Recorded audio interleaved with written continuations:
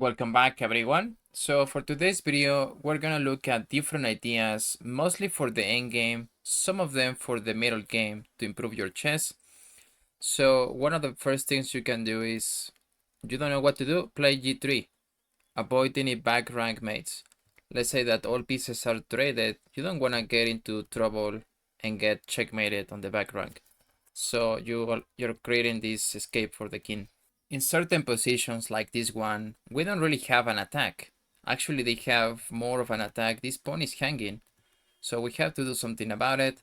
And we cannot really pursue anything else. Maybe we can move this knight here, but then what is the plan after the rook moves somewhere? We don't really have a continuation. You also don't want to do this. That will hand the piece. Now you cannot really take the bishop, or you hand the rook. So we have identified the problem, which is this. Fix your problems first, which is this pawn, right? This pawn is hanging. Why don't you push to f4? They cannot really take, they will be hanging the rook. Okay, so now they're gonna have to make a very awkward move, maybe to stop the pawn, rook f5, but then the game continues, you can also win this pawn. The next thing you want to do is choose where to play. In this case, we have more pieces on the queen side. We have these three pieces, four, if we count this rook, and also this bishop is pointing at this diagonal. So here you even have different moves. One of the best moves in the position is going to be putting your knight here, hitting this pawn, and then they have to make this awkward move with the rook. Other possible move is gonna be bishop a4, where you're pinning the knight and threatening to play this, right? Playing d5. Now they're gonna have to move this knight, or they have to move the rook as well to get out of the pin. And even if you're thinking about why don't we push this pawn, yeah, that's also possible. So choose where to play.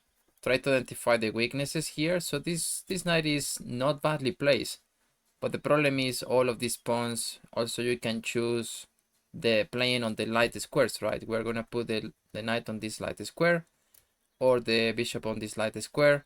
So identify that type of weakness, that type of weakness, and that type of strategy. You always want to ruin the opponent's pawn structure whenever you can. So in this case, we have this 3-pawn chain versus these three. However, you have an advantage here as you have this more advanced pawn. So we can push c3. c3, they're gonna have to take, and now you take back with tempo, and you should be slightly better with black. Feel free to pause the video on this one. We have exactly the same concept. We want to ruin the opponent's pawn structure. All of the pawns are in the back, so you can make something out of this. Now, what is the best move? It's gonna play a5. a5, they have to retreat this bishop. So here they had a very good bishop, long diagonal, and this is a slightly worse diagonal. What is the plan? Now it's going to be playing a6. If they take the pawn, now you can take back with the bishop, and these two pawns are easy targets. And if they ignore it, let's say they ignore it here, you still take the pawn, and now they have to move the rook. So pinning the opponent's pieces is gonna be a common idea in chess. Here, the position is about equal. I guess they have a slightly better bishop.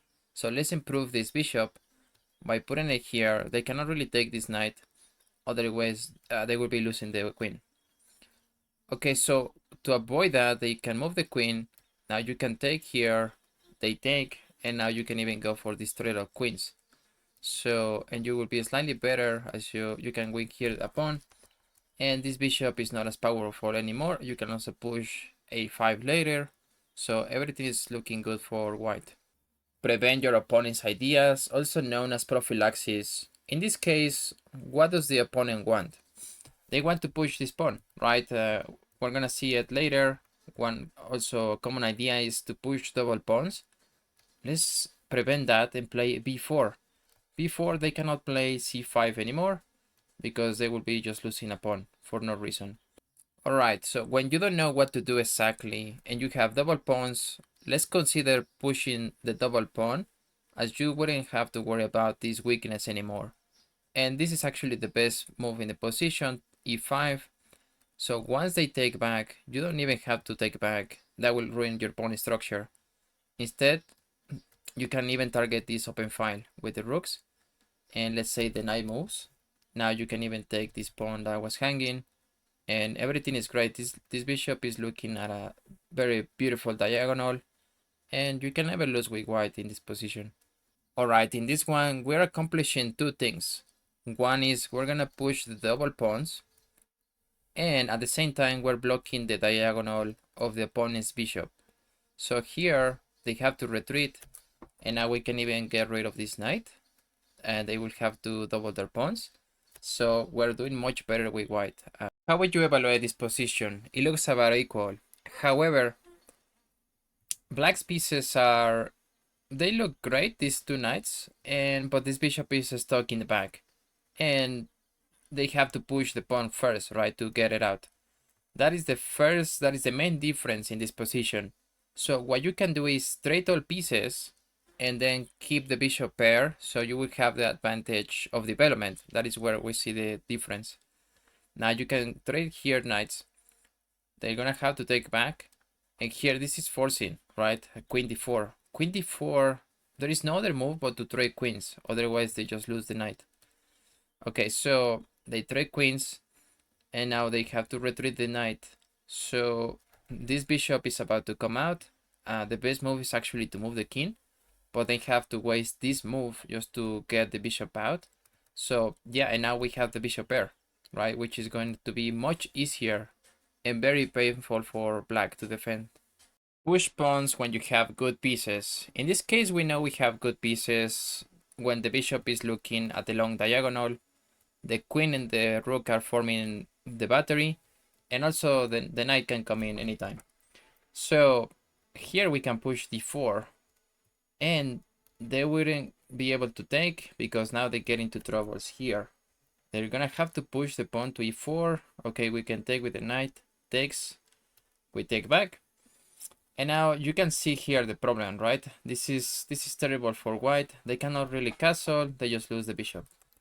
So one of the best moves in the position will be to play queen d3, but they just hands the pawn.